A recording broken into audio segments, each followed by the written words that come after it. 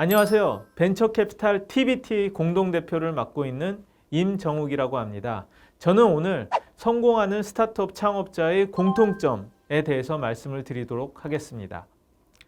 저는 거의 20여 년 동안의 커리어 동안 정말 무수히 많은 창업자들을 만나서 대화를 나눴습니다. 그리고 초기부터 그들의 성장 과정을 관찰했습니다.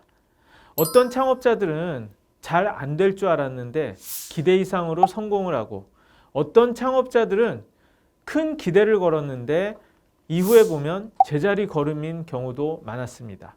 그들을 지켜보면서 성공하는 창업자는 어떤 남다른 점을 가지고 있는지 생각해 봤습니다. 위는 제가 생각한 성공한 스타트업 창업자들의 공통점입니다. 우선 사물을 보는 남다른 문제인식에서 출발을 합니다. 많은 경우에는 자기 자신이 느낀 불편함에서 출발을 합니다. 그리고 그런 창업자들은 치열한 열정, 분석력, 실행력, 그리고 호기심, 학습 능력을 가지고 있습니다. 그렇지만 쉽게 좌절하지 않는 바퀴벌레 같은 생존력을 가지고 있기도 합니다.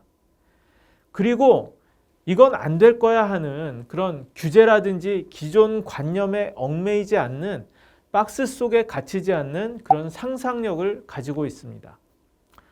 또 이런 성공한 스타트업 창업자들의 뒤에는 이런 담대한 아이디어를 믿고 투자를 해준 초기 투자자의 존재가 있기도 합니다. 다른 말로 하면 투자자들을 설득해내는 그런 설득력이 있다는 뜻입니다. 하나하나씩 설명해 드리도록 하겠습니다. 우선 이들은 일상 속에서 문제를 포착하고 해결책을 생각해내는 능력이 뛰어납니다. 남들은 그냥 일상생활 속에서 그냥 아무 생각 없이 지나치는 문제를, 이런 창업자들은 뭔가 새로운 사업을 만들 수 있는 기회로 여깁니다. 스타트업은 문제 해결에서 모든 것이 시작되기 때문입니다. 그리고 100% 그런 것은 아니지만 본인 자신이 느낀 불편함에서 문제 해결이 시작됩니다. 그래야 더 문제 해결에 공감하고 실질적인 솔루션을 만들 수 있는 것 같습니다. 그럼 문제 해결 아이디어를 성공시키려면 무엇이 필요할까요? 호기심에 기반을 둔 분석력입니다. 그 문제를 해결하기 위해 평소부터 호기심을 발동시켜서 끊임없이 정보를 수집하고 분석해서 남들이 생각 못한 해결책을 만들어냅니다. 그리고 남다른 학습 능력을 발휘해 매 단계 사업을 발전시키고 확장해 나갑니다. 지금은 국민 송금앱이 된 토스를 만든 비바 리퍼블리카의 이승건 대표를 제가 처음 만난 것은 5년 전이었습니다. 그는 한국에서는 모바일에서 돈을 보내기가 너무 어렵다라고 제게 말했습니다.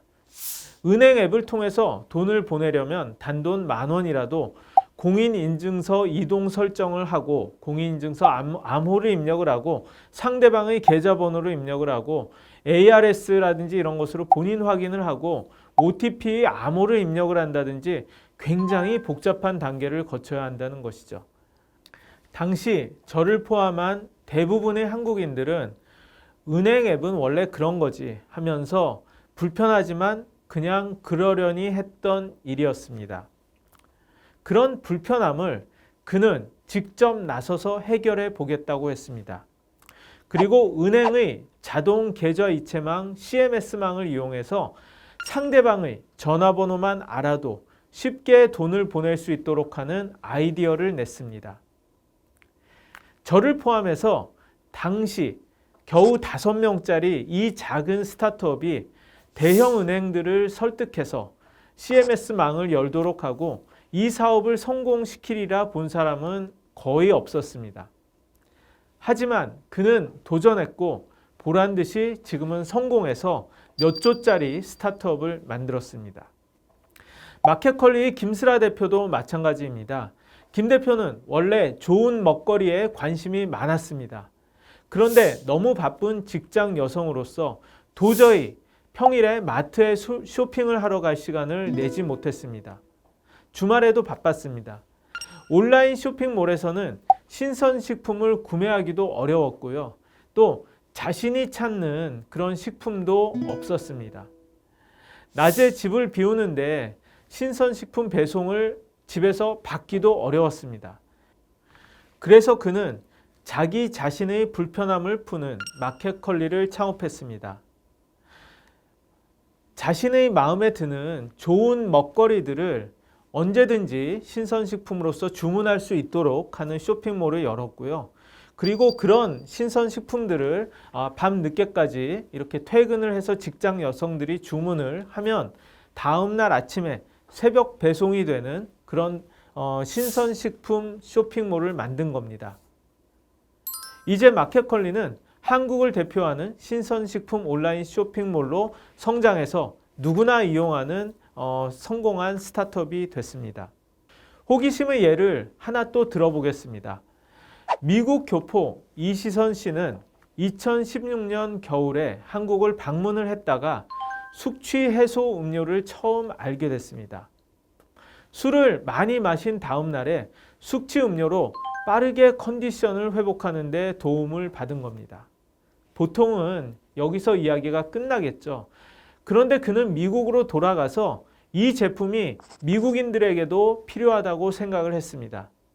그는 미국에서도 계속 이 제품에 대한 호기심을 유지했습니다. 어떻게 해서 이 제품이 숙취를 해소하는 것일까 궁금해서 숙취 해소 작동 원리를 연구를 했고요. 이 궁금증을 풀고자 관련 논문을 쓴 UCLA 교수에게 연락하기도 했습니다. 또 미국에서도 이런 제품이 팔릴 수 있을까를 고려해 잠재 시장 규모를 계산해 보기도 했습니다. 그러면서 이 제품을 한국에서 생산할 수 있는 이런 방법을 생각을 해냈고요. 한국을 방문해서 샘플 음료를 이렇게 받아왔습니다. 그러면서 주위에 미국의 친구들이나 이런 페이스북을 통해서 주위에 샘플 음료를 돌리면서 피드백을 받았습니다. 직접 자기가 제품을 마셔보고 다음날 자신의 컨디션을 블로그에 기록을 하면서 데이터를 쌓았습니다. 이렇게 호기심에 의거한 그의 분석력이 창업의 발판이 됐습니다. 그는 이 숙취 음료를 가지고 모어랩스라는 회사를 창업을 했고요. 그의 숙취 음료는 1년도 안 되는 사이에 연간 70억 원대의 매출을 올리는 제품이 됐습니다. 다음은 실행력입니다. 아무리 뛰어난 아이디어도 실행을 하지 않으면 아무것도 아닙니다. 성공한 창업자들은 실행력이 남다르다는 것을 알 수가 있습니다. 아이디어가 있으면 빼앗긴다고 생각해 꼭꼭 감추거나 아이디어만 가지고 우선 돈만 투자해달라고 하는 그런 사람들과 달리 성공한 창업자들은 우선 뭔가 간단히라도 만들어서 자신의 아이디어를 증명해 보입니다. 이제는 많은 이런 비즈니스맨들이 쓰는 국민 명함 관리 앱을 만든 리멤버의 최재우 대표가 있습니다. 그에게 창업 초기의 이야기를 들은 일이 있습니다. 그는 인공지능으로 자동으로 명함을 입력하면 자주 오류가 나는 그런 문제를 해결하기 위해서 사람이 직접 명함 정보를 입력해 주는 그런 리멤버 서비스를 내놨습니다.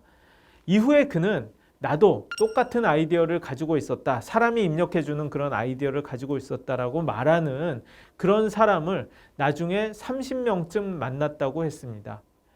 그래서 그는 그런 이야기를 했습니다. 아마 비슷한 아이디어를 가진 사람은 전 세계에 아마 1000명쯤 됐을 것 같습니다. 저는 그래서 아이디어 자체는 사실 중요하지 않다고 생각을 합니다. 실행을 빨리 하는 것이 중요하다고 생각한다는 겁니다. 상자 속에 갇히지 않은 상상력도 중요합니다. 요즘처럼 급변하는 세상에 관습, 규정, 법규 등을 다 따라가면서 사업을 하면 평범한 서비스 제품밖에 나오지 않습니다. 기술의 발전으로 예전에는 상상하지 못했던 일들이 가능해지고 있기 때문입니다. 그건 예전에 해봤는데 안 됐어. 그건 규제 때문에 안 될 거야 라는 식으로 쉽게 포기해서는 곤란합니다. 시대를 따라가지 못하는 그런 규제는, 그런 고정관념은 싸워서 바꿀 수 있다는 기백이 필요합니다. 승객 운송 서비스는 시에서 허가를 받은 택시만 할 수 있다든지 자기 집의 남는 방을 빌려주고 돈을 받는 것은 위법의 여지가 있으니 안 될 거야 라고 생각하고 처음부터 포기했다면 오늘의 우버, 에어비앤비 같은 회사가 나오지 못했을 것입니다. 위법을 하라는 것이 아닙니다. 세상의 빠른 변화를 사회 규범이 따라가지 못하는 시대에 기존의 틀을 깨는 상상력을 가지면 더 많은 사업 기회가 보일 수 있다는 뜻입니다. 위에 열거한 그 모든 것이 가능하려면 무엇보다 바퀴벌레 같은 생존력이 필요합니다. 창업의 과정은 대부분 생각한 대로 일이 풀려가지 않습니다. 이때 크게 낙담할 수 있는데 그럴 때 좌절하지 않고 다시 일어서는 회복력이 중요합니다. 세상 일을 밝은 쪽, 긍정적으로 생각하는 낙관주의자가 비관주의자보다 성공할 확률이 더 높은 것 같습니다. 이런 능력을 다 갖춰도 적절한 투자를 받지 못하면 성장하기 어려운 시대입니다. 큰 회사를 만들기 어렵습니다. 그렇기 때문에 좋은 투자자를 만나서 자신에게 투자하라고 설득해낼 수 있는 투자 유치 능력이 중요합니다. 많은 성공한 창업자들을 만나면 뛰어난 펀드레이징 능력, 즉 투자 유치 능력을 지니고 있는 것을 봅니다. 물론 사업도 잘해야 투자자를 설득할 수 있습니다.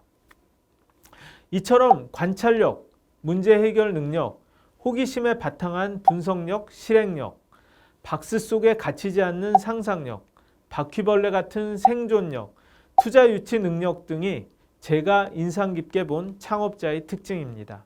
그들은 세상 일에 유달리 관심이 많고 항상 두리번거리고 궁금한 점이 있으면 주저하지 않고 질문하는 사람들입니다. 안타깝게도 우리 사회는 이런 사람들을 튄다면서 따돌리는 경향이 있습니다.